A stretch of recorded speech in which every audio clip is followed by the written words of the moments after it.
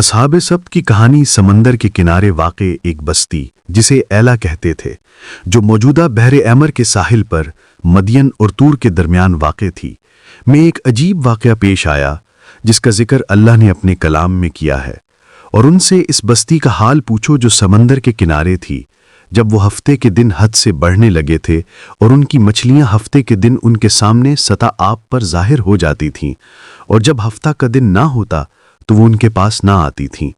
اس طرح ہم ان کی آزمائش کر رہے تھے کیونکہ وہ نافرمان تھے۔ یہاں اصحاب سبت رہتے تھے جو یہودی قوم میں سے تھے۔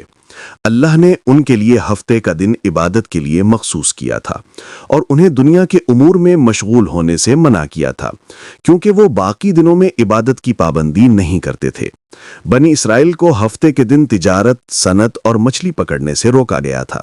یہ اللہ کا ایک امتحان تھا کہ ہفتے کے دن مچھلیوں کی کثرت ہونے لگی، مگر وہ صبر نہ کر سکے اور انہوں نے ہیلے سے انہیں پکڑنا شروع کر دیا۔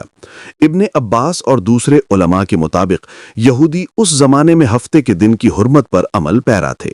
مچھلیاں اس دن ان کی طرف امن و سکون سے آ جاتی کیونکہ وہ انہیں باقی دنوں میں پکڑتے تھے۔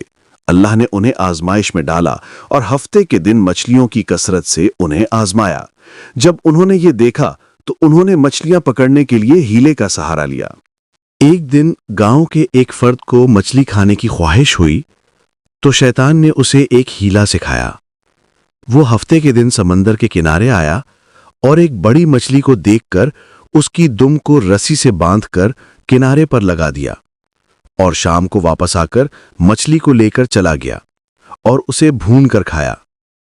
جب اس کے ہمسائے اس سے پوچھنے آئے تو اس نے کہا کہ یہ تو محض ایک مچھلی کی کھال ہے جو اس نے بھون لی ہے۔ اگلے ہفتے اس نے یہی کام پھر کیا اور دوسروں کو بھی بتا دیا، تو انہوں نے بھی اس کی تقلید شروع کر دی۔ بنی اسرائیل نے ہفتے کے دن مچھلی پکڑنے کے لیے نت نئے ہیلے ایجاد کیے۔ بعض نے جمعہ کے دن سمندر کے ساتھ جڑے ہوئے گھڑے کھودے تاکہ ہفتے کے دن مچھلیاں ان گڑھوں میں جمع ہو جائیں اور پھر آسانی سے پکڑی جا سکیں۔ یہ کام عام ہو گیا، یہاں تک کہ لوگوں نے علانیہ مچھلی پکڑ کر بازار میں بیچنی شروع کر دی۔ جب فاسقوں نے علانیہ اس طرح مچھلی پکڑنا شروع کیا تو بنی اسرائیل کے علماء نے انہیں روکا اور ڈرایا، مگر وہ باز نہ آئے۔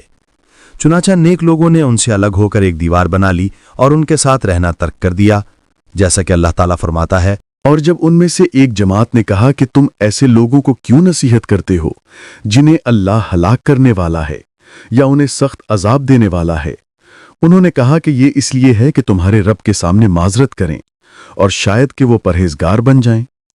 چنانچہ یہ قوم 3 گروہوں میں بٹ گئی۔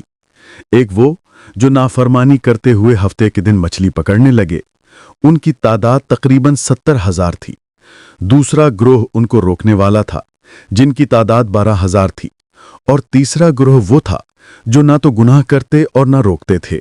پھر رات کو اللہ کا عذاب آیا اور فاسقوں کو سزا کے طور پر نوجوانوں کو بندر اور بوڑھی عورتوں کو خنزیر بنا دیا گیا۔